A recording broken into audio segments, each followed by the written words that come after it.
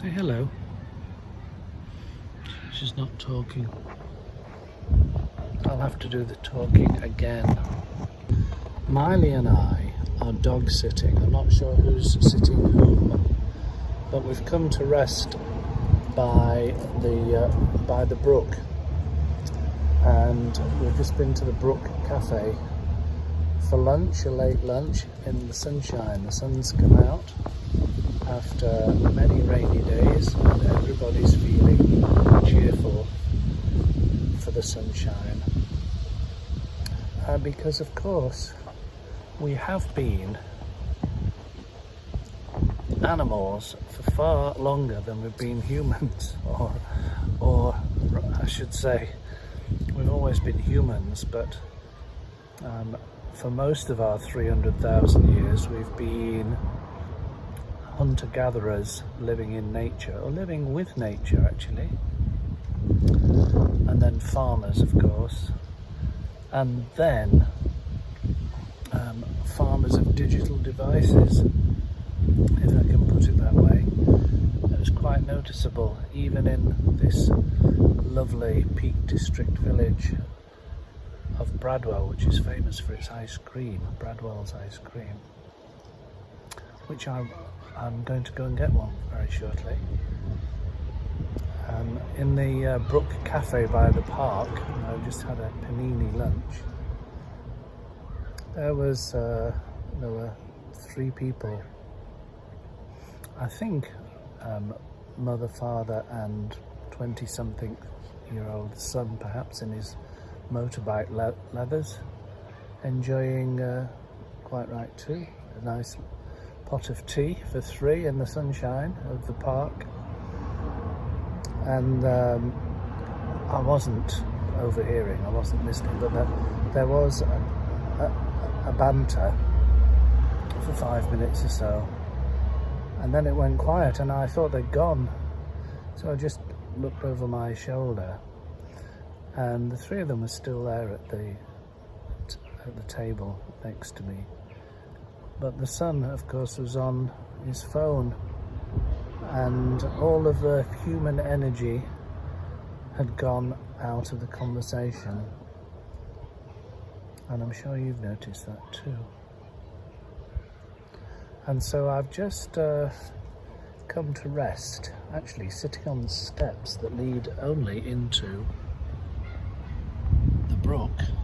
The brook's looking very healthy with its green vegetation, unless it's algae, but no, there's lots of lovely flowers by the brookside.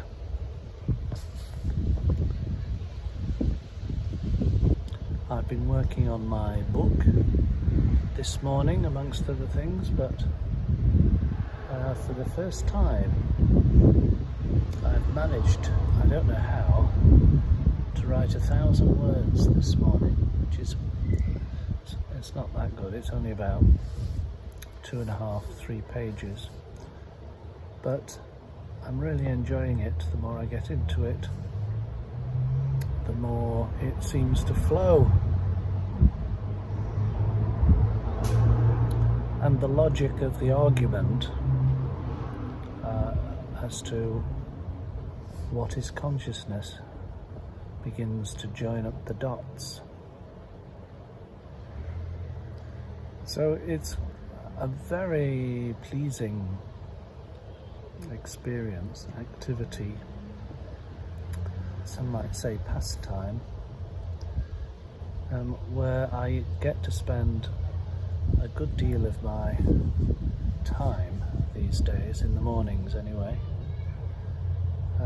working on my favourite topic, which is consciousness, as you know by now. And don't forget, I am doing a little workshop called Mind Over Matter at the Soul Marla Festival in Bakewell on the Sunday the 3rd of September. Do come. There will be lots of much more interesting speakers than me as well, and lots of practical workshops, creative as well as meditative, which I think is really good for Bakewell. It might be the start of a new annual festival. That would be good. The topic for this morning was physicalist theories of consciousness. I use the word physicalist rather than materialist because every time I use the word material or materialist, I burst into song singing Madonna's Material Girl. So I prefer to refer to it as a physicalist, which also gives a strong impression, which is an accurate one, that physicalist theories of consciousness place the basis of consciousness 100% in the physical world of neurons and the brain, which Anil Seth calls electrified pate. Well, even Anil Seth acknowledges in his writing and his lecture that I attended that correlating activity of the brain with certain thoughts, emotions or experiences is not the same as explanation. Correlation is not causal. And so the physicalists really still haven't a clue how electrified pate leads to conscious experience of Bradwell's ice cream. And I don't mean the taste of it. That's a sort of a functional aspect which you can identify which neurons respond to your taste buds. It's not that aspect of consciousness. It's what's called the qualia, Qualia of consciousness, which is how it makes you feel. And on a nice sunny day like today, a Bradwell's ice cream makes you feel positively happy. But that quality, that qualia, cannot be attributed to a particular brain state. That is a particular pattern of neurons firing. So where does it come from and how do we explain it or account for it? Well, the truth is we can't yet. Nobody can. Quantum physicists might have a new angle on it.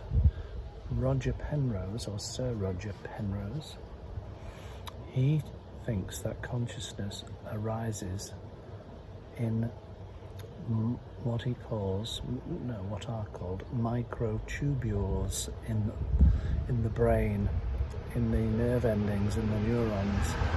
There are these tiny microtubules, and he thinks that their quantum activity accounts for consciousness.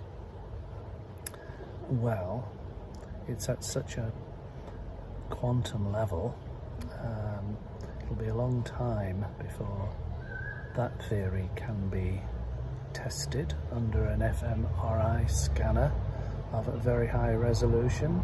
Remains to be seen. But there is as much a statement of faith in a scientific or a physicalist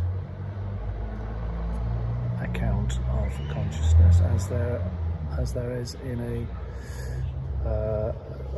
frankly a fundamentalist Christian or any other religious or philosophical or Buddhist persuasion as to the basis of consciousness. So all bets are on, my friends, and you've got as much idea as me or anybody else, or as Sir Roger Penrose, frankly, as to how your own consciousness arises. So you can have You can be a practical scientist. I sometimes refer to myself as a detectorist of consciousness.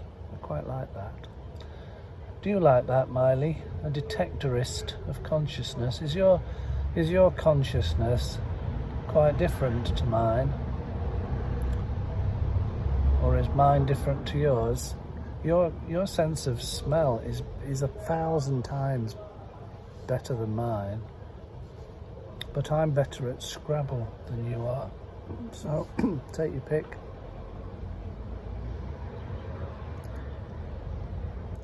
The most commonly accepted definition of what consciousness is, which Anil Seth defines consciousness as literally just about any experience,